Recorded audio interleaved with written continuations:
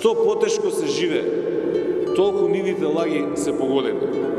Затоа и ние од Социјалдемократскиот сојуз решивме да тргнеме низ Македонија, да ги посетиме сите општини, населени места, градови, да се сретнеме со луѓето, да им ги предочиме фактите, податоците, да слушнат и да видат што е тоа што точно ни се случува во земјата, за да можат самите да донесат заклучок што треба да се прави, што е најдобро за нивната иднина.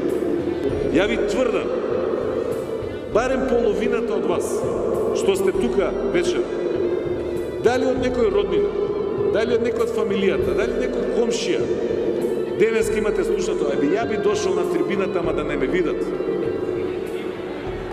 да не ме избркаат од работа, да не го избркаат синот, керкат.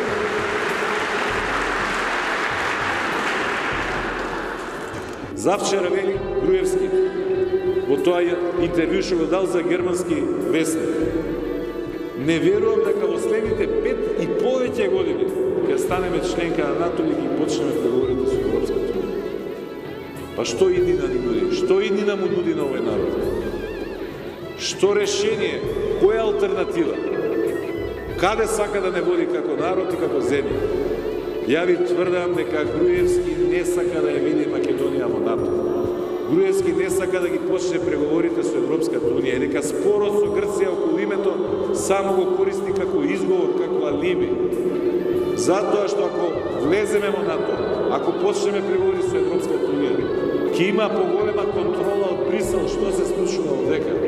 Нема да има затварање на луѓе со лисици и носење во затвор, затварање на медиуми. Нека има можност вака да ги трошат парите, вака да распишуваат тендери, пола за намената, пола во джеп. Драги пријатели, додека е ВМРО, ДПМН и Груевски на власт, ние НАТО и Европска унија не гледаме. И тоа треба да биде јасно.